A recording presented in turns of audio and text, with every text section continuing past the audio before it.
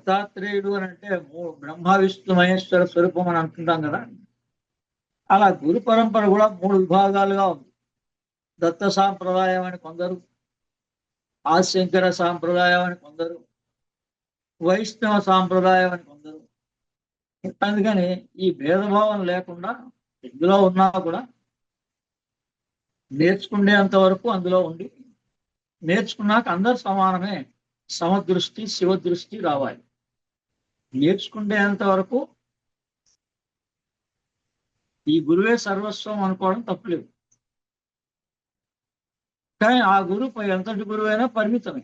మానవుడు మానవుడే, భగవంతుడు భగవంతుడే. అది ఇంకా నేర్చుకోవాల్సింది చాలా ఉంది. సరైన గురువు అయితే పై చదువులు, పై విద్య కోసం చదువులు ఎలా పంపిస్తున్నాము,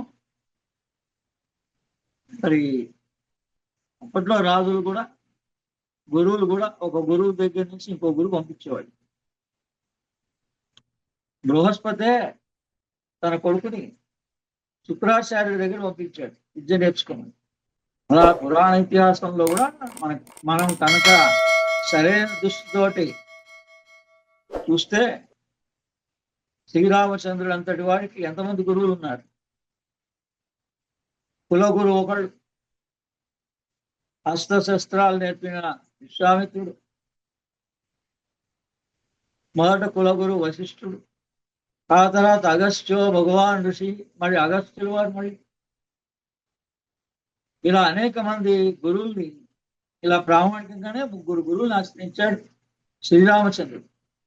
అంటే ఒక్కొక్క కల్పంలోనూ ఒక్కొక్క బీజాక్షరానికి శక్తి ఎక్కువ ఉంటుంది. అంటే ఆ శబ్దశక్తి పనిచేస్తుంది. శబ్ద బ్రహ్మం మొట్టమొదట ఈ సృష్టికి ఆరంభం శబ్దమే. ఆ శబ్దం సృష్టించబడింది దేని ద్వారా? ప్రాణం ద్వారా. మనలో కూడా అనాహత శబ్దం అని లోపల నుంచి మన చెవులు 2 మూసుకొని బాగా అబ్జర్వ్ చేయగలిగితే అర్ధరాత్రి ఒక నాదం కంటిన్యూగా వస్తుంది. దాన్ని అనాహత నాదం అంటే మనం పలకకుండానే దాని అంతటా అది ఒక దశ విధానాదాలుగా మన సాధనని బట్టి, అంటే మనం పగలు సాధన చేస్తాం, అబ్జర్వేషన్ రాత్రి కనుక చేయగలిగితే మనకు మన చెవులోంచి ఇట్నుంచి కానీ ఇట్నుంచి కానీ ఒక రకమైన నాదం కంటిన్యూగా వస్తుంది. అప్పుడు మన సాధన అనాహతం వరకు వచ్చింది. మన చక్ర సాధన ఈ కింది 3 చక్రాల్లో ఉత్తీర్ణత పొందాము అని మనకు తెలుస్తుంది. అది ఎవరు ఆ నాదాన్ని సృష్టిస్తారు? ప్రాణమే. మనలో ఉన్న ప్రాణమే. చంచల ప్రాణం, స్థిర ప్రాణం అంటారు. ఆ చంచల ప్రాణమే మనస్సు, స్థిర ప్రాణం ప్రాణం. ఆ ప్రాణానికి ప్రాణం ఆత్మ. కానీ ఇవన్నీ కూడా చైతన్యమే. ఆత్మ చైతన్యం, ప్రాణ చైతన్యం, మనో చైతన్యం. అదే మనం ఎక్కడి నుంచి గుర్తుపట్టచ్చు? మనస్సు అంటే ఆలోచనలు. ఈ ఆలోచనలు ఎక్కడి నుంచి వస్తున్నాయి? ఆలోచన రహిత స్థితికి చేరడమే సాధన యొక్క ముఖ్య ఉద్దేశం. ఈ పేర్లు ఏమన్నా పెట్టండి. ఈ సాధన యొక్క ముఖ్య ఉద్దేశం ఏంటి? మనకి శారీరక తలనొప్పి ఒకటి, శారీరకమైన నొప్పి ఒకటి, ఈ తలనొప్పి ఒకటి. మనిషికి ఏమున్నాయి? ఈ 2 రకాలుగా కూడా ఇబ్బంది పడుతున్నాడు మానవుడు. అందుకని ఇవి తగ్గాలంటే ఆలోచనలు తగ్గిపోతే తలనొప్పి ఉంటుంది. శరీరానికి మన ఆయుర్వేద విధానంలో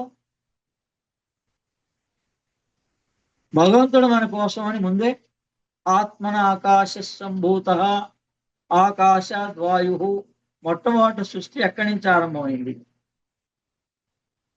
ఆ భగవంతుడికే ఒక మనసులో ఆలోచన క్రియేట్ అయింది. ఆకాశాన్ని సృష్టించాడు భగవంతుడు. శూన్యంలోంచి ఆకాశం సృష్టించబడుతుంది. ఆ పైన ఆకాశాలు ఎన్నున్నాయి అని అంటే మళ్ళీ పర, అవ్యక్త, మహత్, అహంకార, తన్మాత్ర, భూతాకాశ, దహరాకాశ. ఈ విధంగా ఆకాశాలు 7. ఈ 7వ ఆకాశం మన దేహంలో ఉంది, దహరంలో. అనేది మన ఈ జీవుడి యొక్క ప్రయాణం పై లోకాలు అంటారు. 7 లోకాలు పైన, 7 లోకాలు కింద ఉన్నాయంటారు. ఎక్కడి నుంచి ఆరంభం? హృదయస్థానం నుంచి పైన 7 లోకాలు ఉన్నాయి. పర, అవ్యక్త, మహత్, అహంకార, తన్మాత్ర, భూతాకాశ, దహరాకాశ, ఇక్కడ వరకు. అందుకని మళ్ళీ ఈ ఆత్మను ఆకాశ సంభూత, ఆకాశాద్ వాయు, వాయోరగ్ని, అగ్నిరాప, ఆపో పృథ్వీ, పృథ్వో ఔషధ, ఔషధ అన్నాత్, అన్నాత్ పురుష. ఈ విధంగా మనిషికి కావలసిన అన్నము అంటే మనిషికి కావలసిన ఆహారము, దానికన్నా ముందు ఔషధము, ఈ జీవుడికి కావలసినవన్నీ సృష్టించబడిన తర్వాతనే ఈ జీవుడు సృష్టించబడతాడు. భగవంతుడు వీడికి కావలసినవన్నీ వనరులు సమకూరుస్తాడు. అన్ని తయారు చేసి ఇవ్వడు ఏ పదార్థాన్ని కూడా. ఆకాశం నుంచి అన్ని సృష్టించబడ్డాయి.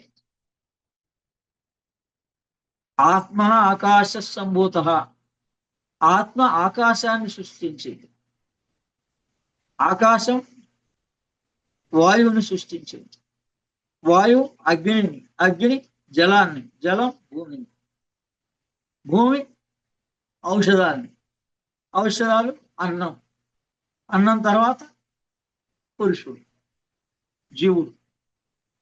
మనమేమో జీవితాంతం ఎగ్జిస్టెన్స్ గురించే సమయం అంతా కూడా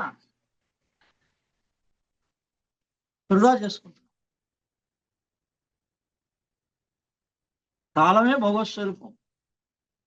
అందరికీ సమానంగా భగవంతుడు ఇచ్చేది కాలమే.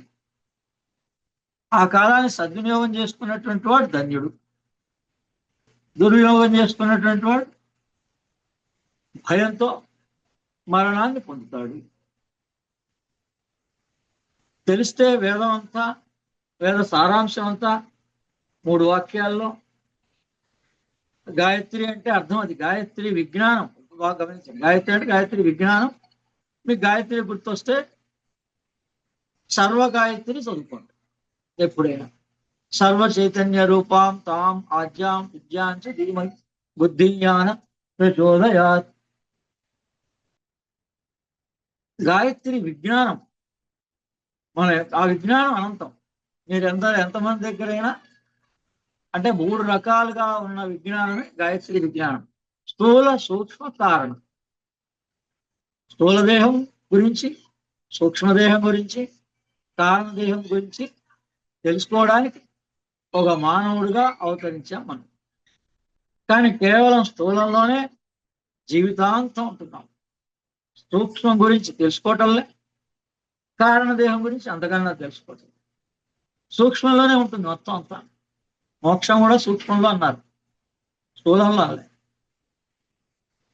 అదే సూక్ష్మంలో ఉంది. అంటే మనం అనుకునే వాటి అన్నిటికీ కారణం ఎక్కడుంది? సూక్ష్మంలో ఉంది. ఆ సూక్ష్మ దేహంలో ఉంది. సూక్ష్మం అంటే సూక్ష్మదేహం. 17 అంగాలతో ఉన్నది సూక్ష్మదేహం. అందుకని ఆ 17 అంగాలతో ఉన్న సూక్ష్మదేహంలో మీరు ఏది అడిగితే దానికి కారణం అక్కడ ఉంది. అక్కడ అది పుట్టిన తర్వాతనే దేహంలో ప్రవేశిస్తుంది. అందుకని మనం ఎక్కడో వెళ్ళి చేయి చూసుకోక్కర్లే. మన దేహంలోనే మనకు కావాల్సినన్ని తెలుసుకోవచ్చు ఈ విజ్ఞానంతో. ఆయన ఇలా కల్పాలు ఇప్పటి వరకు 9 కల్పాలు అయినాయి. అందుకని ఆ 9 కల్పాలకి సంబంధించినటువంటి బీజాక్షరాల్ని కలిపి శ్రీచక్రం 9 విభాగాలు. మన మానవ దేహంలో కూడా 9 విభాగాలు ఉన్నాయని పొద్దున చదివాం. 5 విభాగాలు శక్తికి సంబంధించినవి, 4 విభాగాలు ఈశ్వరుడికి సంబంధించినవి. ఈ మొత్తం 9 కూడా ప్రేరణ చెందాలి అంటే 9 బీజాక్షరి మంత్రం అదే పరాశక్తి క్రియాయోగ మంత్రం.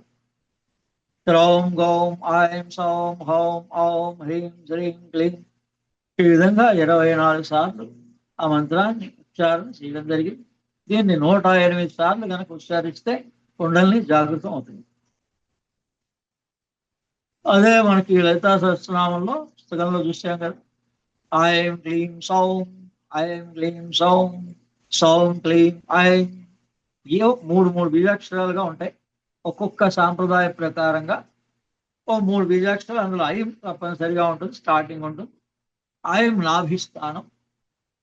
మొట్టమొదట నాభి చక్ర శుద్ధి జరగాలని ఐం బీజంతో, అలా 3 బీజాలు 3 చక్రాలు శుద్ధి అవ్వాలని, ఎప్పుడైతే 3 చక్రాలు శుద్ధి అవుతావో ఈ 3కి 3 రివర్స్ 6,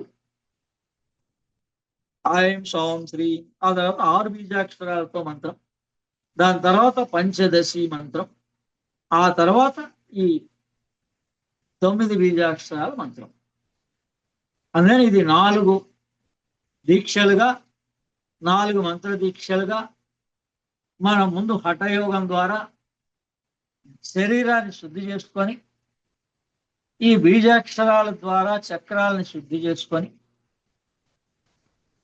ఒక క్రమ పద్ధతిలో క్రియాయోగాన్ని ఆచరిస్తే పరాశక్తి క్రియాయోగ, దాని రోజు హోమం చేసుకొని, వీలు లేకపోతే వారానికి ఒకసారైనా సామూహికంగా హోమం చేసుకుంటూ, ఇక మరి కుదరని వాళ్ళు వారానికి ఒకసారైనా అందరు కలిసి సామూహికంగా చేస్తే ఆ మార్గంలో కూడా సెల్ఫ్ రియలైజేషన్ చాలా ఫాస్ట్గా జరుగుతుంది. ఏమో ఆయన ఆ పరాశక్తి క్రియాయోగా గురించి ఎవరు మన జీవిత కాలంలో ఆ ఇంట్రెస్ట్ చూపిస్తూ వస్తారో, లేదు తర్వాత అయినా 2 పుస్తకాలు రాశాం కాబట్టి మన దగ్గర ఆ పుస్తకాలు భద్రపరచబడి ఉంటాయి కాబట్టి, ఎవరైనా ఆ పుస్తకం ద్వారా వాళ్ళకి ఎప్పుడైనా ఆ మనస్సు సంకల్పిస్తే ఆ సోల్స్ వాళ్ళకి సహాయం చేస్తుంది. ఆ మోహన్ గారి యొక్క సోల్ వాళ్ళు ఎవరులే కావచ్చు, ఎక్కడ వాళ్ళన్నా కావచ్చు, ఇది మన అగస్త్య స్పిరిచువల్ ఆర్గనైజేషన్లో మన బాధ్యత. మనకి ప్రత్యక్షంగా గురువు అందజేసిన బాధ్యత కాబట్టి ఇది శ్రీ విద్యలోని భాగమే. శ్రీ విద్యలో వస్తున్న అమ్మవారు శ్రీచక్రం, ఇప్పుడు ఆ యంత్రమే సౌందర్య లహరిలో ఈ శ్రీం బీజ యంత్రాలుగా, క్లీం బీజ యంత్రంగా, ఇలా ఈ 3 బీజాక్షరాల యంత్రాలు సౌందర్య లహరిలో ఉన్నాయి మనకి. కానీ ఒక్కోసారి దీక్షగా ఒక్కొక్క బీజాక్షరాన్ని ఒక్కొక్క చక్రంలో మొట్టమొదట క్లీం బీజం, మొట్టమొదటి శ్లోకం అనాహతంలో, ఆ తర్వాత హ్రీం బీజం 2వ శ్లోకం ద్వారా నాభి, 3వ శ్లోకం ద్వారా శ్రీం బీజం శిరోపం. అందుకని సౌందర్య లహరి శ్రీ విద్య ప్రకారంగా కేవలం 3 బీజాక్షరాలతో మన దేహంలో ఆత్మ సాక్షాత్కారం కలుగుతుంది. ఈ 3 కలిపి మళ్ళీ 33వ శ్లోకంలో హ్రీం క్లీం హ్రీం శ్రీం, మరి అక్కడ క్లీం హ్రీం శ్రీం అని రాశారు. మరి దాన్ని విడివిడిగా ఆచరించాలి కదా. అందుకని 1వ శ్లోకం, 2వ శ్లోకం, 3వ శ్లోకం, 33వ శ్లోకం, ఇది 4 రకాల దీక్షలు. ఒక దీక్షకే సమయం కుదరనటువంటి వాళ్ళకి మరి ఈ లైఫ్లో ఈ 4 దీక్షలు ఎప్పటికి కుదురుతాయి? కానీ పట్టుదల వహిస్తే 6 నెలల్లోనే మనకు కావాల్సినంత పరిజ్ఞానం మనకు అందుతుంది. అది దీక్ష అనేది వ్యక్తిగతంగా వ్యక్తి ఆచరించాలి, ఎవరు ఇచ్చేది కాదు. చూద్దాం, ఆయన ఆశయం అయితే ఇంతకాలానికి 10 సంవత్సరాలకు ఒక రూపాంతరం చెందుతోంది. ఆయన్ని స్మరిస్తూ ఆయన మంత్రాన్ని ఆచరించాం, ఆయన సంతోషిస్తాడు. ప్రతి సంవత్సరం కూడా ఈ కరోనా రాకముందు అయితే ఇంటి దగ్గరనో ఎక్కడనో మరి ఆయన కార్యక్రమాన్ని నిర్వహించాం. ఓ చోట బేగంపేటలో నిర్వహించాం. అలా సాయంత్రం వదలకుండా ఆయన కార్యక్రమాలు నిర్వహిస్తూ వస్తున్నాం. మరి ఈ సంవత్సరం వచ్చేటప్పటికల్లా మేము ఇద్దరమే మిగిలాము. ఏంటి అంటే అసలు ఆయన ఆశయాన్ని పూర్తి చేస్తున్నాం. అందుకని ఇక ఎంతమంది ఉన్నారా ఏంటా అనే సంగతి అనవసరం. కానీ అసలైన గురువు యొక్క ఆశయం ఆ విధంగా ఉంటుంది. ఇక మనం అన్నీ చేస్తాం కానీ దాని ప్రాధాన్యత ఇవ్వం, నాతో సహా. అదే నాకు కూడా 10 సంవత్సరాలు పట్టింది. కనీసం ఇప్పటికైనా అందుకని అగస్త్యుల వారు మరోసారి గుర్తు చేసి, ఆది శంకరాచార్యులు గుర్తు చేసి, మహావతార్ బాబాజీ గుర్తు చేసి, స్వామి రామ గుర్తు చేస్తే, అలా నలుగురు వ్యక్తులు పైనుంచి గుర్తు చేస్తే నిన్నటికి ఒక కాగితంగా రావడం జరిగింది. అందుకని వాళ్ళ తపన ఎంత ఉందో మనం అర్థం చేసుకోవాలి. మనం చేసేది ఏమి ఉండదు ఇందులో. ఈ మానసిక స్థితిలో మార్పు రావాలి. మన సొంత పని అయితే ఎంత తొందరగా ఎన్ని అడ్డంకులున్నా, ఎలా అయితే ఈ కార్యక్రమం ఈ టైంలో ఈ మంత్లో ఈ పని అయిపోవాలి అన్న ఉద్దేశంతో మనం ఎంత శ్రమ పడుతున్నామో, సంవత్సరాలు ఉన్నా కూడా గురువు యొక్క ఆశయానికి కట్టుబడి ఉండే మనుషులు తగ్గిపోయినారు. అందులో వీళ్ళు చేసేది ఏమి ఉండదండి. నేను ఎప్పుడైనా దైవికాంత దశాంశమే. మన 24 గంటలేం వాళ్ళకి ఇవ్వక్కర్లే, దశాంశమే అన్నిటికీ వర్తిస్తుంది. మనకున్న దాంట్లో దశాంశ సమయం, అంశం, అలా ఏదున్నా రియల్ స్పిరిచువాలిటీ అనేటువంటిది చాలా సులభమైనది. అందుకని అసలైన శ్రీ విద్య కూడా చాలా సులభంగా మనం అండర్స్టాండ్ చేసుకోగలుగుతాం, ఆచరించుకోగలుగుతాం. ఆ విధంగా ఆయన యొక్క అనుగ్రహంతో మనం ఆ శ్రీ విద్యను కూడా నేర్చుకునే ప్రయత్నం చేస్తున్నాం. మానవ శరీరానికి శ్రీ చక్రానికి సంబంధం ఉన్నది. దీన్నే పిండాండ బ్రహ్మాండ సంబంధం అని అంటారు. శివశక్తి చక్రాలు 9 ప్రపంచానికి మూల కారణమైన ప్రకృతులు. అందుచేత వీరికి యోనులు అని పేరొచ్చింది. ఈ 9 యోనులే నవధాతువులై పరాశక్తి దేహంగా మన దేహంలోనే ఆ శక్తి పనిచేస్తోంది. చర్మము, రక్తము, మాంసము, మేధస్సు, అస్థికలు, ఎముకలు, ఈ 5 శక్తికి మూలాలు. ఆ ఎముకల్లో మధ్యలో ఉండే మజ్జ, శుక్లము, ప్రాణము, ఓజస్సు, ఇది ఈశ్వర సంబంధమైనవి. ఈ 4 పై భాగం, 5 కింది భాగం. ఈ 9 ధాతువులు నవచక్రాత్మకములు.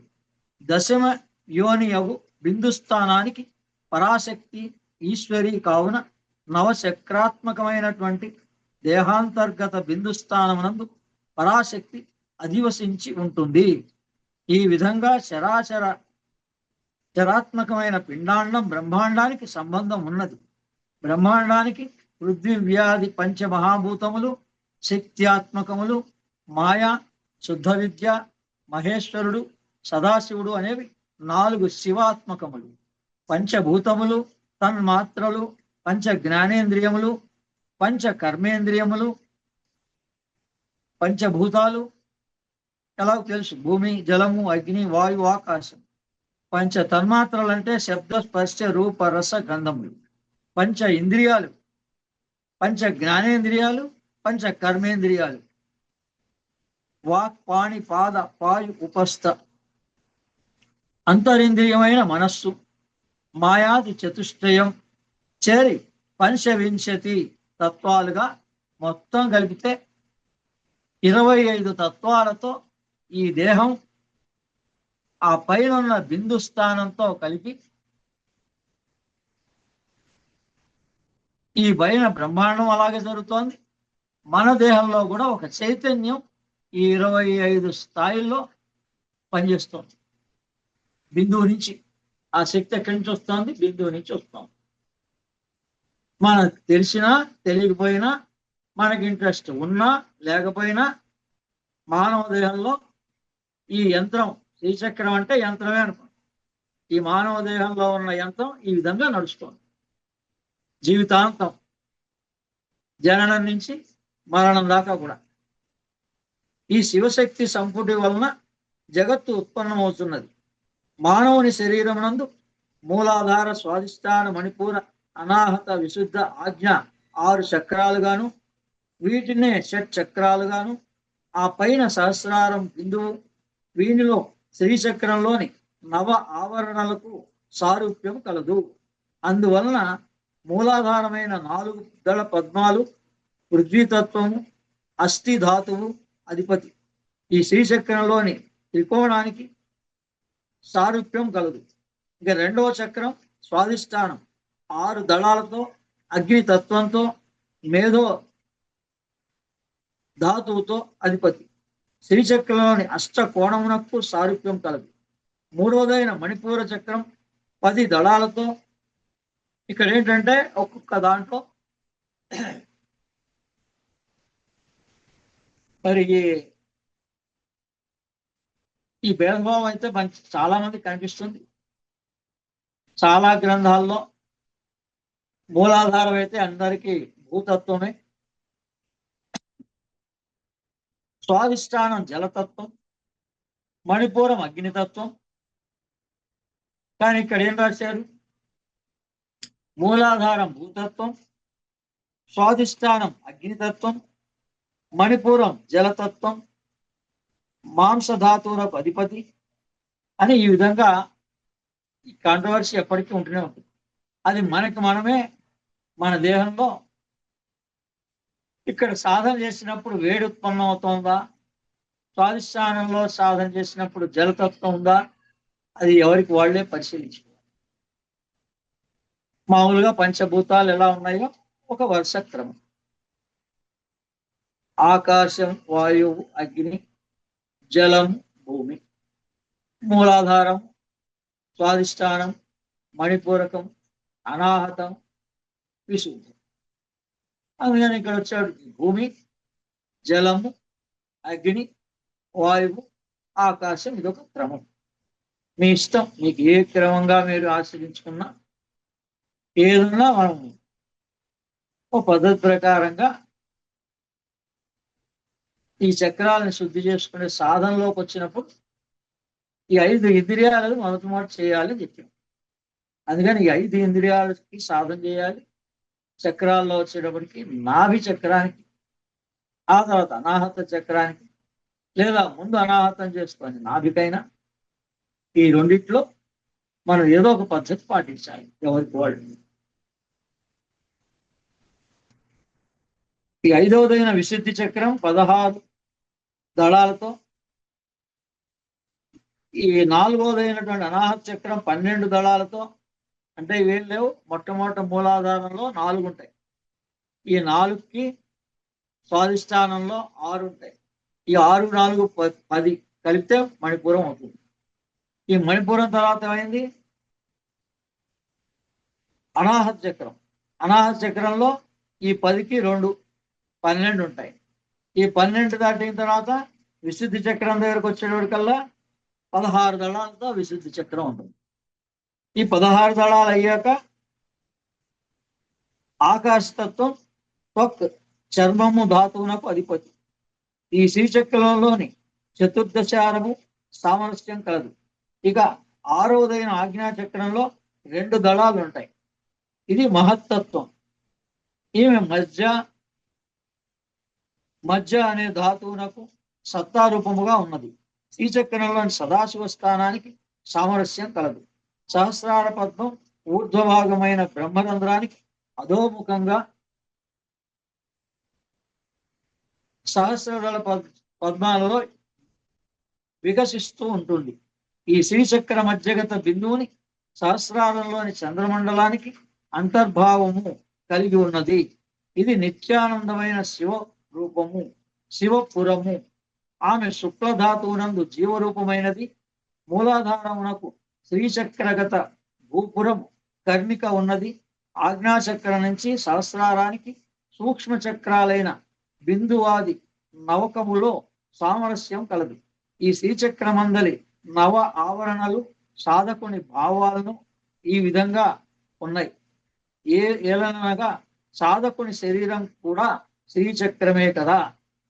ఇంకా అప్పుడు ఒక్కొక్క ఆవరణ గురించి, ఈ ప్రథమ ఆవరణ ఏంటి, రెండవది ఏంటి, మూడవది ఏంటి, ఆ తర్వాత షోడశ పద్మం ఏంటి, చతుర్దశారం ఏంటి, 5వ ఆవరణము, 6వ ఆవరణము, 7వ ఆవరణము, 8వ ఆవరణము, 9వ ఆవరణము, 9వ ఆవరణంలో బిందువు.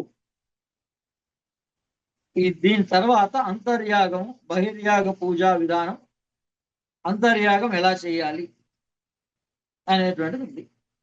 ఇది శ్రీచక్రానికి బ్రీఫ్గా ఇన్ఫర్మేషన్. ఇందులో ప్రథమ ఆవరణంలో భూపురము, మొదటి రేఖ, సాధకుని శరీరంలో శృంగారాదాది మొదలగు రసాలతో అనుభవక వైద్యము. ఈ నవరసాలు శృంగార, హాస్య, కరుణ, రౌద్ర, వీర, భయానక, వివత్స, అద్భుత, శాంతములు. మొదటి ఆవరణముగు భూపురములో మొదటి రేఖ యందున్న దేవతల్ని ఈ విధంగా భావించాలి. వాళ్లే అణిమాసిద్ధి, లగిమాసిద్ధి, మహిమాసిద్ధి, ఈశ్వత్వ సిద్ధి, వశిత్వ సిద్ధి, ప్రాఖ్యామ సిద్ధి, భుక్తి సిద్ధి, ఇచ్ఛాసిద్ధి, ప్రాప్తి సిద్ధి, సర్వకామ సిద్ధి అనేటువంటి వాళ్ళు. ఏది ఈ ప్రథమ ఆవరణ గురించిన వివరణం. రెండవ రేఖ భూపురమున రెండవ రేఖ యందున్న దేవతలు 8 మంది.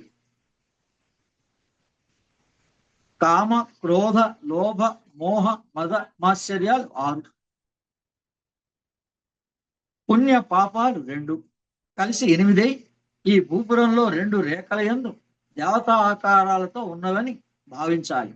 ఆ దేవతలే బ్రాహ్మి, మాహేశ్వరి, కౌమారి, వైష్ణవి, వారాహి, మాహేంద్రి, చాముండి, మహాలక్ష్మి అనువారు అష్టమాతృకలు. మనం ఏ వజ్ర వారాహి మంత్రాన్ని చేస్తున్నామో దాని వివరం ఎక్కడుంటుంది? ఈ ఖడ్గమాలలోకి వస్తాయి ఈ నామాలన్నీ వివరంగా. అందుకని ఇక్కడ రెండవ రేఖలో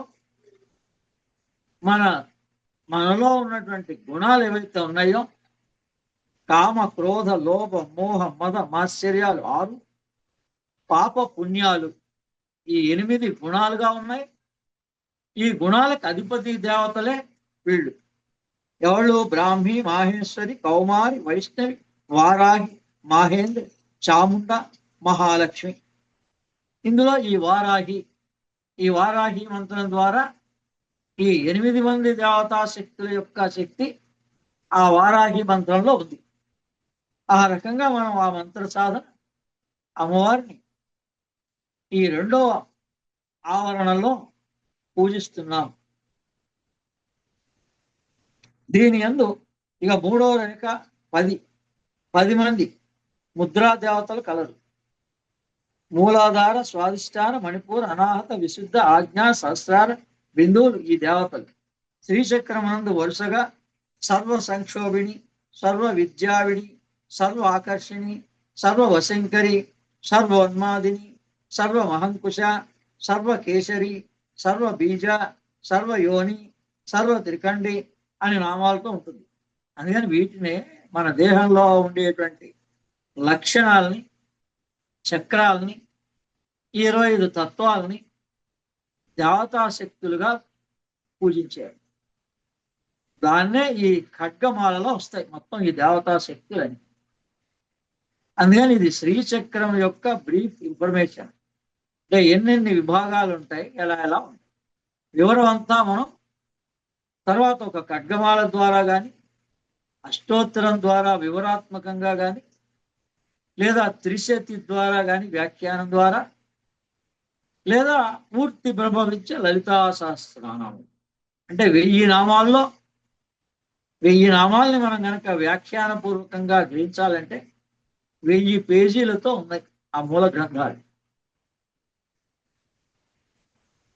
మనం రాసిన ఈ పుస్తకాన్ని ఇందులో ఒక్కొక్క టాపిక్ 10 పేజీలు ఉంటే కూడా ఇప్పటికి కూడా ఎవరు శ్రద్ధగా చాలా తక్కువ మంది గ్రహించడం జరిగింది.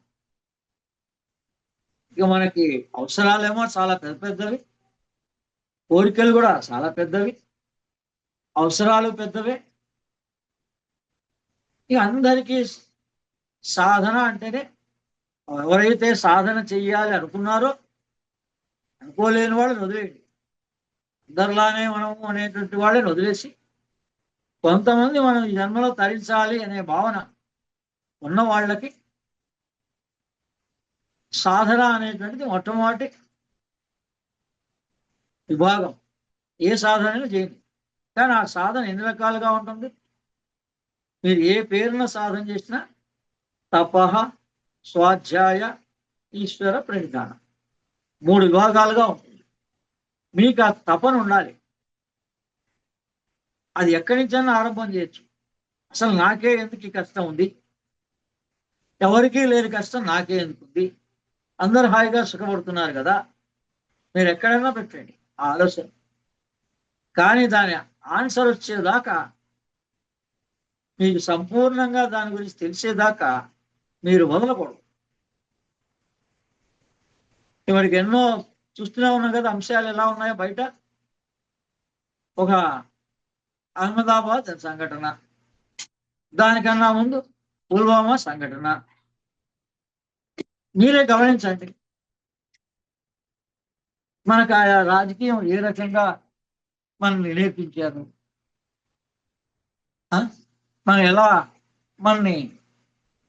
మనతో ఆట ఆడుతున్నారు. ఒకప్పుడు శత్రువులు, ఒక 4 రోజులు అయ్యేటోడికి మిత్రులు, ఒక అంశం కొన్ని రోజులు, ఆ అంశం అయితే ఇంకో అంశం. ఏ దానికి పూర్తిగా ఇది ఎందుకు జరిగింది వాళ్ళు చెప్పరు, మనం దాని గురించి పట్టించుకోము. మరి అటువంటిప్పుడు ఆ సమయం అంతా వాటి గురించి ఇవ్వడం ఎందుకు అసలు? మరి మన సమయం ఎక్కడ పోతుంది? 24 గంటలు ఎవరికి వాళ్ళు ఆలోచించుకోవాలి. కానీ ఈ విధంగా శ్రీచక్రానికి 2వ ఆవరణం 14 దేవతలు, పృథ్వీ, జల, వాయు, ఆకాశ, అగ్ని, ఆకాశములు, పంచభూతాలు, జ్ఞానేంద్రియ, కర్మేంద్రియ, త్వక్, స్తోత్ర, నేత్ర, జిహ్వ, నాసిక, వాక్కు, పాణి, పాద, వాయు, ఉపస్థ మరియు మనస్సు కలిపి 16 దేవతా ఆకారాలుగా ద్వితీయ ఆవరణంలో కలరు. ఆ దేవతల్ని కామ్యాకర్షిణి, బుద్ధ్యాకర్షిణి, అహంకారాకర్షిణి, శబ్దాకర్షిణి, స్పర్శాకర్షిణి, రూపాకర్షిణి, రసాకర్షిణి, గంధాకర్షిణి, చిత్తాకర్షిణి, ధైర్యాకర్షిణి, స్మృత్యాకర్షిణి, నామాకర్షిణి, బీజాకర్షిణి, ఆత్మాకర్షిణి, అమృతాకర్షిణి, శరీరాకర్షిణి అనేటువంటి వాళ్ళు. ఇకపోతే 3వ ఆవరణ అష్టదళ పద్మం. శ్రీచక్రానికి 3వ ఆవరణ అష్టదళ పద్మం. ఈ ఆవరణ యందు 8 మంది దేవతలు కలరు. కర్మేంద్రియములు, ధర్మములు 5, వచనము, దానము, గమనము, విసర్గము, సంభోగాది సుఖము, ప్రవృత్తి, నివృత్తి, ఉపేక్ష అని 8 దేవతాకారాలు ధరించి తృతీయ ఆవరణలో కలవు. ఆ దేవతలే అనంగ కుసుమ, అనంగ మేఘల, అనంగ మధున, అనంగ మధునాతుర, అనంగ రేఖ, అనంగ వేగిని, అనంగ కుసుమ, అనంగ మాలిని అనేటువంటి వాళ్ళు. ఇంకా 4వ ఆవరణ శ్రీచక్రంలోని 4వ ఆవరణ 14 కోణాలు కలిగిన చతుర్దశారం 5. ఇందు 14 దేవతలు ఉన్నారు. వారు అలంబకుశ, కుహు, విశ్వోధరి, వరుణ, హస్తి, జిహ్వ, యశస్విని, అశ్విని, గాంధారి, ఉష, శంఖిని, సరస్వతి, ఇడ, పింగళ, సుషుమ్న అని 14 నాడులు 14 దేవతలై పూజింపబడుతున్నారు మన దేహంలో. ఆ దేవతల్ని వరుసగా సర్వ సంక్షోభిణి, సర్వ విద్యావిణి, సర్వ ఆకర్షిణి, సర్వ క్లాదిని, సర్వ సమ్మోహిని, సర్వ స్తంభిని, సర్వ విజృంభిణి, సర్వ వశంకరి, సర్వ రంజని, సర్వోన్మాదిని, సర్వార్థ సాధకే, సర్వ సంపత్ పూరిణి, సర్వ మంత్రమయి, సర్వ ద్వంద్వ క్షయకరి అనేవారు. ఇకపోతే 5వ ఆవరణ శ్రీచక్రంలో 5వ ఆవరణ 10 కోణాలు కలిగిన బహిర్దశారం. దీని యందు 10 మంది దేవతలు ఉన్నారు. ప్రాణ, అపాన, వ్యాన, ఉదాన, సమాన 5 ప్రాణాలు, ఉపప్రాణాలు నాగ, కూర్మ, కృపర, దేవదత్త, ధనుంజయ, ఈ 5 కలిసి దశ దేవతలై 5వ ఆవరణలో పూజింపబడుతున్నారు. వారు వరుసగా సర్వసిద్ధిప్రద, సర్వ సంపత్ప్రద, సర్వ ప్రియంకరి, సర్వ మంగళకరి, సర్వ కామప్రద, సర్వ దుఃఖ విమోచని, సర్వమృత్యు ప్రశమని, సర్వ విఘ్న వినాశిని, సర్వాంగ సుందరి, సర్వ సౌభాగ్యదాయిని. ఇకపోతే 6వ ఆవరణ అంతర్దశారం. ఈ శ్రీచక్రంలో 6వ ఆవరణ 10 కోణాలు కలిగిన అంతర్దశారం. దీని అందరి 10 మంది దేవతలు వరుసగా దశవిధ వాయువులు, ప్రాణ, ఉపప్రాణాలు. వీటి యొక్క సంసర్గం వలనే రేచిక ఊపిరి విడవడం, పూరక ఊపిరిని పీల్చుకోవడం, శోషక, దాహక, ప్లావక ఈ గుణాలు కలుగుతున్నాయి. మనకి రెండే తెలుసు, ఈ వాయువుని తీసుకుంటున్నాం వదులుతున్నామని. కానీ ఇందులో అనేక ప్రక్రియలు జరుగుతున్నాయి. అని ఏమన్నాడు దీన్ని? పూరక, రేచక, కుంభక, శోషక, దాహక. అట్లే చతుర్విధాలైనటువంటి వచనము చేయు శక్తులు ప్రాణాది మొదలకు కలుసున్నది. ఇవి 10 కూడా 10 మంది దేవతలే పూజించబడుతున్నారు. వారే సర్వజ్ఞ, సర్వశక్తి, సర్వేశ్వర ప్రద, సర్వజ్ఞానమయి, సర్వ వ్యాధి వినాశిని, సర్వాధార స్వరూప, సర్వ పాపహర, సర్వానందమయి, సర్వ రక్షాస్వరూపిణి, సర్వేశ్విత ప్రద అనేవారు. ఇక 7వ ఆవరణంలో శ్రీచక్రానికి 7వ ఆవరణ 8 కోణాలు కలిగిన అష్టకోణం అంటారు. దీని యందు 8 దేవతలు ఉన్నారు. వాళ్లే శీత, ఉష్ణ, సుఖ, దుఃఖ, ఇచ్ఛ అనునవి 5, సత్వ, రజో, తమో గుణాలనేవి 3 కలిపితే 8 మంది దేవతలు.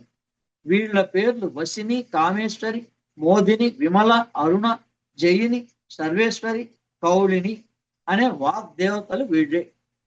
ఆ తర్వాత 8వ ఆవరణం అయ్యాక 7వ ఆవరణం అయ్యాక 8వ ఆవరణ త్రికోణం. ఈ శ్రీచక్రంలో 8వ ఆవరణ 3 కోణాలు కలిగిన త్రికోణ చక్రం. 3 దేవతలుగా పూజించబడుతున్నారు. వారే అవ్యక్త మహత్ అహంకారములు. వారు వరుసగా కామేశ్వరి, వజ్రేశ్వరి, భగమాలిని అనేవారు. వీరే పార్వతి, లక్ష్మి, సరస్వతి అని సామాన్యంగా మనం పిలుస్తున్నాము. ఇంకపోతే 9వ ఆవరణ బిందువు. శ్రీచక్రంలో బిందువుని కమ్ముకొనిన 3 రేఖలు ఉన్నాయి. రేఖకు 5గురుగా 15 మందిగా దేవతలుగా పూజించబడుతున్నారు. వీరు కామ పరిణామాన్ని తెలుపుతూ 15 తిథులలో 15 నిత్యా దేవతలుగా ఉన్నారు. మనకి అమావాస్య నుంచి పౌర్ణానికి, పౌర్ణమి నుంచి అమావాస్యకి ఏ తిథులైతే ఉన్నాయో అవి 9వ ఆవరణలో ఉన్నాయి. నిత్య తిథులు అంటారు వాటిని. వాటికి పేర్లు కామేశ్వరి, వజ్రేశ్వరి, భగవాని, నిత్యక్లిన్న, బేరుండ, వక్నివాసిని, శివదూతి, త్వరిత, కులసుందరి, నిత్య, నీల పతాక, విజయ, సర్వమంగళ, జ్వాలామాలిని, చిత్ర అనేటువంటి వాళ్ళు. వీళ్ళే నిత్య దేవతలు. దీని తర్వాత 9వ ఆవరణ బిందువు. ఈ 9వ ఆవరణమైన బిందువునందు ప్రధాన దేవత శ్రీదేవి అనగా కామేశ్వరి ద్వయం. అజ్ఞానులు తాము శరీరమని, జీవుడని పరిపరి విధాలుగా భావిస్తున్నారు. అజ్ఞానానికి జ్ఞానానికి ఏంటంటే ఈ మానవ దేహం 25 విభాగాలుగా ఉంది. ఈ 25 విభాగాలకి 25 దేవతా శక్తులుగా ఉన్నాయి. వీటిని తెలుసుకోకుండా మేము కేవలం శరీరం, నేను మానవుణ్ణి అంతవరకే పరిమితంగా తెలుసుకుంటే ఇక మన భయం, ఆ జంతు యొక్క లక్షణం భయం మనని జన్మల నుంచి వెంటాడుతున్నటువంటి గత జన్మే కాకపోయినా అంతకుముందు ఏదో జన్మల్లో ఆయా జంతువులుగా ఉన్నవాళ్ళమే మనిషి. ఆ లక్షణాలు ఎక్కడ పోతాయి? ఆ జంతు లక్షణం ఉంది కాబట్టి జంతువుని తింటున్నాడు. అసలు తినాలనే కోరిక ఎందుకు కలుగుతోంది? ఆ లక్షణం ఉంది. వాటిని సౌమ్యంగా ఏం చెప్పారు? ప్రారంధం అన్నారు, వాసనలు అన్నారు, గత జన్మ వాసనలు అన్నారు. ఇవన్నీ తెలిస్తే ప్యూరెస్ట్ సోల్గా జీవిస్తాడు. అందుకని ఇవి తెలుసుకోవడం ఇష్టం లేక, అసలు ఇది మనకెందుకండి, మన సాంప్రదాయం కాదండి, మాకు ఇవన్నీ అక్కర్లేదండి అనే విదండవాదం చెప్తాడు. ఇదేమి లేదు, ఒక డాక్టర్ దేహంలోని విభాగాలన్నీ ఎలా తెలుసుకోవడానికి పరిశోధన చేసి చేసి ఇంకా చేస్తూ ఉన్నాడో, వాళ్ళకి అంతుపట్టాలి లోపల నుంచి ఎలా అసలు ప్రాణం నిలుస్తోంది, ఆహారం తిన్నా తినకపోయినా ఈ డయాఫ్రమ్ ఎలా కొట్టుకుంటోంది. నిరంతరంగా డయాఫ్రమ్ పనిచేస్తున్నాం. ఏ శక్తి వల్ల పనిచేస్తాం? వాళ్ళ పరిధి కంటితో చూసేంత వరకే, కానీ అసలైన దేవతా శక్తి మన కంటితో చూసేది కాదు. అందుకని శ్రీ విద్య అంటే మానవ దేహమే శ్రీచక్రం, 9 ఆవరణలుగా ఉంది, నవద్వారాలు దానికి సంకేతం. నవద్వారే పురే శ్రీచక్రే అని 9 ద్వారాలతో అయోధ్య దుర్భేద్యమైనటువంటిది. ఆ శ్లోకంలో వస్తుంది వివరాత్మకం అంతా. అందుకని ఈ విద్య, బ్రహ్మ విద్య, శ్రీ విద్య, ఆత్మవిద్య తెలుసుకోవాలనుకున్న వాడికి, అనుకోలేని వాడికి వదిలేసేయాలి. సాధకుని ఆత్మయే శ్రీవిదేవి అనేప్పుడు ఈ శ్రీదేవిని ఐక్యాన్ని సంభవింపాలి. సాధకుని ఆత్మయే శ్రీదేవి అయినప్పుడు అతడు తటస్థ లక్షణాలు గల బ్రహ్మమే. ఇదే మహావాక్యముల చేత నిరూపింపబడుతున్న బ్రహ్మచైక ఐక్యానుసంధానం, విదేహ కైవల్యం, జీవన్ ముక్తి పేర్లు ఏం పెట్టినా ఈ హృదయంలో ఉన్నటువంటి జీవుడు అసలు దీనికి హృదయం పనిచేస్తోంది అంటే, ఈ హృదయం పనిచేయకపోయినా మనిషి బతుకుంటాడు. బ్రెయిన్ పనిచేస్తున్నంత కాలం ఈ వెంటిలేటర్లో పెట్టి ఉంచుతాడు. మరి ఏది ప్రధానమైంది? మామూలు వరకు మనం హృదయ స్పందన, హృదయం, ఊపిరితిత్తులు ప్రధానమైనవి. కానీ దీనికన్నా ముందు బ్రెయిన్. అందుకని మానవ దేహం ఎలా రూపాంతరం చెందింది, మొదట ఏది ఆవిర్భవింపబడింది, 9 నెలల్లో మానవ దేహం ఎలా రూపాంతరం చెందిందో తెలిపే విద్యనే శ్రీ విద్య అంటారు. అది మాకు అక్కర్లేదండి అంటే ఈ 9 రంధ్రాల ద్వారా భయంతో చిట్ట చివరిలో ఇంకా అప్పుడైతే దేవుడు అనకుండా మానవుడు నాస్తికుడైనా ఆస్తికుడైనా మరి అప్పుడంటే లాభం ఏముంది? చిట్ట చివరిలో దేవుడా అంటే నీ కర్మరా అంటాడు ఆయన. నీ కర్మానుసారంగా నువ్వు ఏ అవయవాలను ఎక్కువగా వాడుకున్నావో ఆ అవయవం గుండా ఈ ప్రాణం వెళ్ళిపోతుంది. మళ్ళీ పునరపి జననం, పునరపి మరణం.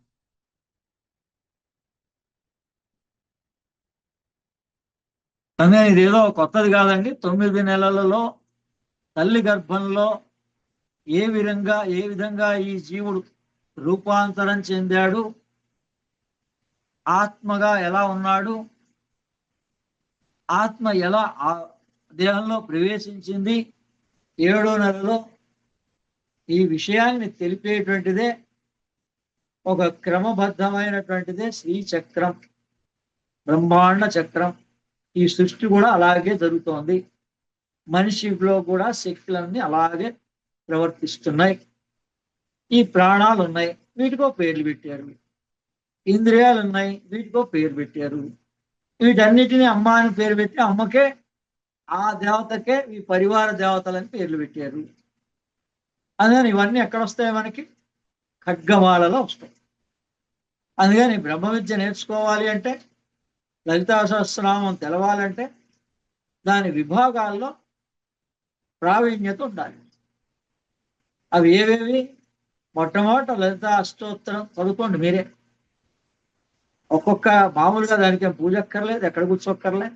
మీరు హాయిగా అన్నం తిని రిలాక్స్ అయ్యి ఇంట్లో ఉన్నటువంటి వాళ్ళైతే పగలు, లేదా బయటికి వెళ్ళి వచ్చినటువంటి వాళ్ళైతే రాత్రి మీకు కావాల్సిన పనులన్నీ జరిగాక తపః స్వాధ్యాయ ఈశ్వర ప్రణిధానం. మీకు తపన ఉండాలి, సమయం నీకే కుదురుతుంది. ఏ రూల్స్ అండ్ రెగ్యులేషన్స్ అవసరం లేదు. ఇది విద్యగా నేర్చుకోండి, శ్రీ విద్యగా నేర్చుకోండి. శ్రీ చక్రం యొక్క 9 విభాగాల గురించి నేర్చుకోండి. అవే విభాగాలు మన దేహంలో కూర్చుంటే ఇలా శ్రీచక్ర ఆకారంలో ఉంటుంది మానవ దేహమే. మన గురించి మనం తెలుసుకోవాలనే ఇంట్రెస్ట్ మనిషికి ఉండాలా లేదా? దీన్నే సామాన్య భాషలో ఊయామై నువ్వెవరో తెలుసుకో అని రమణ మహర్షి చెప్పింది ఈ శ్రీ విద్య తెలుసుకోమనే. మరి ఆ మాట చెప్తే వాళ్ళకి ఏమైనా అర్థమవుతుందా? ఈ వివరం అంతా తెలుసుకున్నాక మీకే అర్థమవుతుంది.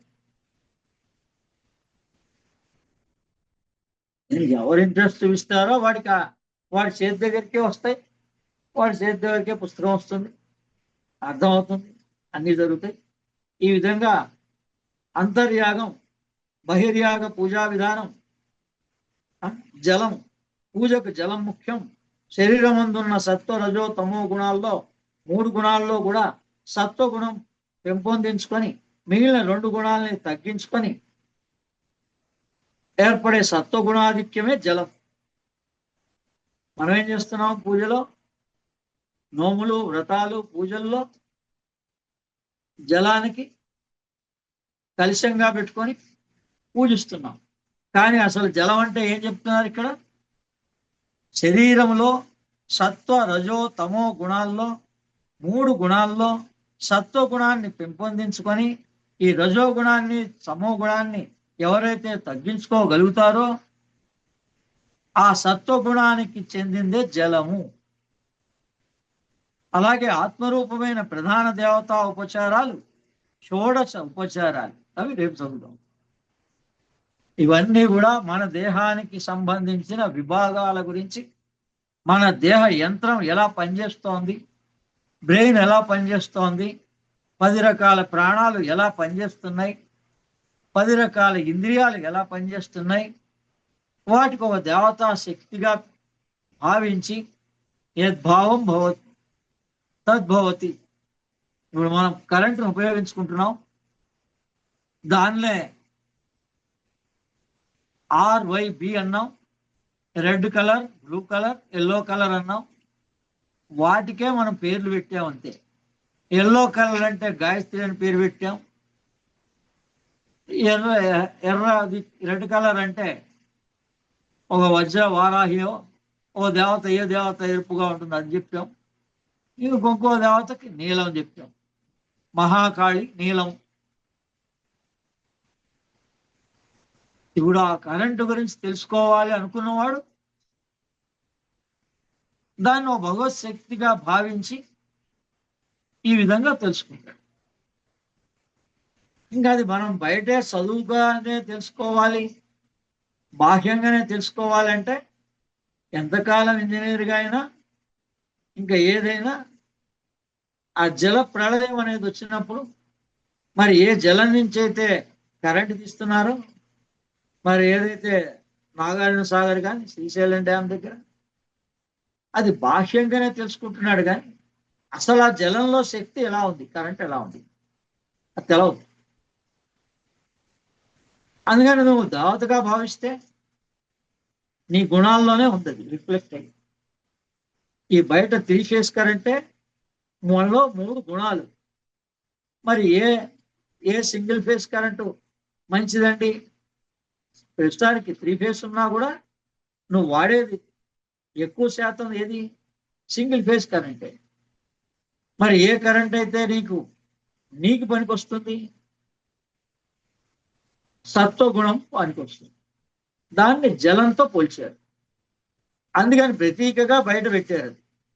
అది లైఫ్ అంతా అలా పూజలే చేస్తున్నాం కానీ, వ్రతాలు, నోములు అన్నీ చేస్తూనే ఉన్నాం కానీ అసలు ఎందుకు పెట్టాము, ఏం చేస్తున్నాం అనేది మనం ఎవరిని అడగలేదు, తెలుసుకోవడానికి ప్రయత్నం చేయలేదు. ఏ పుస్తకం చదువుతున్నామో ఆ పుస్తకం యొక్క వివరం తెలుసుకోలేదు. అందుకని అప్పుడు ఇదిగా బయట మన తరఫున ఎవరెవరు చేస్తారు అక్కడ దండం పెడితే చాలు. ఎవరు చేయబోతే ఆ బాధ్యత గురువు తీసుకొని గురువు చేస్తూ ఉంటాడు, గురువుకి దండం పెడితే చాలు. దైవం దగ్గరికి వచ్చేకల్లా ఏ భయ సందేహాలు ఉంచుకోకూడదు. మనం బాహ్య లోకంలో అనేక రకాల సందేహాలు నివృత్తి చేసుకోవచ్చు, కానీ దైవం అసలు మన కృతజ్ఞత చూపిస్తే కదా మొదట. ఈ భయం రావడానికి కారణం ఏంటంటే కృతజ్ఞత లేకపోవడమే. ఎవరి మీద? గురువు మీద, దైవం మీద. కనీసం కొంతమంది అయినా దీన్ని విద్యగా తెలుసుకొని వాళ్ళు ధన్యులవుతారని, రాబోయే తరానికి వాళ్ళు ఏ రకంగా అందిస్తారో అది వాళ్ళ ఇష్టం. కాలానుగుణ్యంగా మారిపోతూ ఉంటాం. పరాశక్తి క్రియాయోగ అనే పేరుతో నడిచిన ఆయన పాపం జీవితకాలం ఆ పేరు పెట్టుకున్నాడు. సంస్థగా హైదరాబాద్ వచ్చాక పెట్టాడు. కానీ జీవితకాలం ఆయన పుస్తకాలన్నీ దేంతో రాశాడు? యోగి మోహన్ నెహ్రూ అనబడేటువంటి మహానుభావుడు పరాశక్తి క్రియాయోగ, పరాశక్తి క్రియ అని జీవితకాలం 40 ఏళ్ళ పైన తపస్సు చేశాడు. మరి ఆ ఫలితం ఊరికే పోదు. అది కాలానుగుణ్యంగా ఇప్పుడు పేరు మారి అగస్త్య స్పిరిచువల్ ఆర్గనైజేషన్ గా ఆవిర్భవింపబోతోంది. ఇంకా పూర్తి అవ్వలే. కాగితం రాష్ట్రం అయిపోయిందని మీరు అనుకోకండి. దాన్ని పూర్తి చేయాల్సిన బాధ్యత వచ్చే వారంలో ఉంది. అది జరుగుతుందని ఆశిద్దాం. సర్వే జన సుఖినో భవంతు.